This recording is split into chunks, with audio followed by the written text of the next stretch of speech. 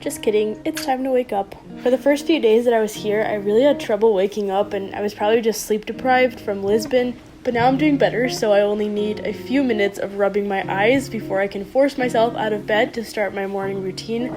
So the first thing that I do in the morning is I go to the bathroom, I splash my face with cold water, and then I put in my contacts in order to be able to see.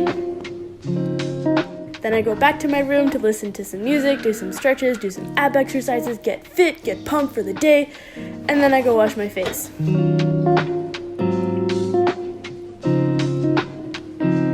Usually by this point the sky is starting to turn really pretty colors, so of course I could not resist myself and I had to take a time lapse. I moisturize my face and then I sit down at my desk to do a little bit of morning journaling. I like to free write, then write down 3 things I'm excited about for the day, as well as my monthly affirmation. And if you were wondering, this video is not sponsored by Dasani. I recently picked up a Moleskine notebook and I've been using it as sort of a bullet journal because I don't really need all the features of digital planning right now, and I think it'll also serve as a super cool, tangible souvenir of this entire trip. Ah look, the sky is even more aesthetic now. Time to wake up the girls. Once they're up and they're getting ready, I go into the kitchen and I check what we're having for breakfast. It usually doesn't really involve any cooking, it's just setting the table and filling their milk glasses. And then for myself, I made some oatmeal because I love oatmeal, and I also had the toast that I cooked a little bit too much. We all have breakfast and then we get ready to leave the house by 8:55 so that we can make it to school on time. We take the really short walk over, they hug me goodbye, and then I have the day to myself. So I don't know what is so special about the skincare products that I bought at a grocery store here, but they are working so well on my skin. And I literally just chose the cheapest things that they had available. So I bought toothpaste, a razor, face cleanser, moisturizer, and toner, all for about €8, which comes to about $9. Yeah, when I get home, I'm gonna have to import skincare products from Spain. Today is one of my busier days in terms of what I have to do for my job. I got the girls ready for school in the morning, which I do every weekday morning, and then we are going to their language class in the evening. So I have from about 9:15 a.m. to 4:30 p.m. free. So on most days I've just been walking around by myself, but today I'm actually meeting up with an Instagram friend. So that should be fun. Now I'm gonna finish getting ready and then I think I'm gonna do some work on my blog and then we're gonna go. While I'm on this trip, I'm trying to just enjoy the daily routines of life more. So when I'm at home, I usually don't do my makeup because I'm either not going out or I just don't care. But it's kind of fun, so I'm making time to experiment with that while I'm here. I had a little bit of time to get some work done, so I responded to some emails from some people that I'm coaching on productivity and habits and such. And then I responded to YouTube comments, and then I found I was running out of time, which always seems to happen. So I rushed to pack my backpack and then I left for the metro.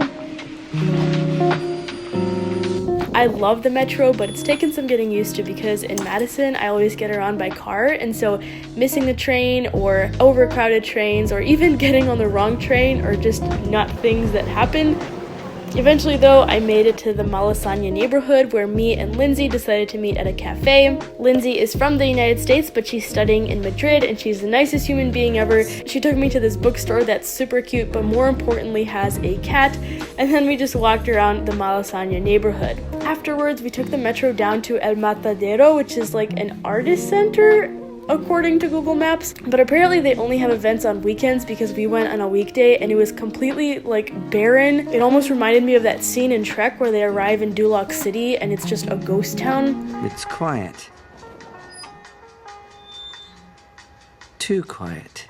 So after that interesting little excursion, we were very hungry, so we went to a restaurant for lunch. After we went our separate ways, I started on my way home, but then when I got to the station where I was supposed to switch trains, I decided that I wanted to just do some more walking, and so I got out and I explored another neighborhood that I hadn't seen yet, and just fell in love with Madrid a little bit more. You know how when you're sitting and you don't feel like you have to pee, but then you start walking, and then you do? I'm having regrets right now. I also wanted to quickly stop by the Jardín Botánico because it was free that day, but I was too naive to realize that if it's free, then there's gonna be huge lines, so we're gonna visit that another day. Once I got home, I went and picked up the girls from school, we ate really quickly, and then we got on the bus to take them to German class. While they're studying, I usually sit in the cafeteria to wait for them, so today I worked on my bullet journal. By the time they were done, it was almost 9 and really dark outside, so we went home for dinner. While the older girl and my host mom went to the grocery store to get some food, me and the younger girl got dinner ready by setting the table and warming up the food. We also washed the dishes, we got everything done, and then we had some extra time before they got home, so she taught me how to make rainbow loom bracelets.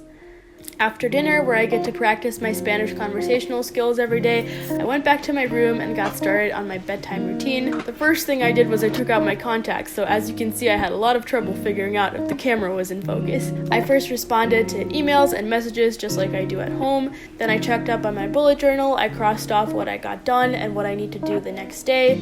I also like to track my steps in there because right now walking is pretty much the only exercise that I do, so I want to hit like at least 20,000 each day on average. Again, I do some journaling, some stretching, and then I get into bed, and that's the end of the day. Thank you for watching, and I'll see you next week.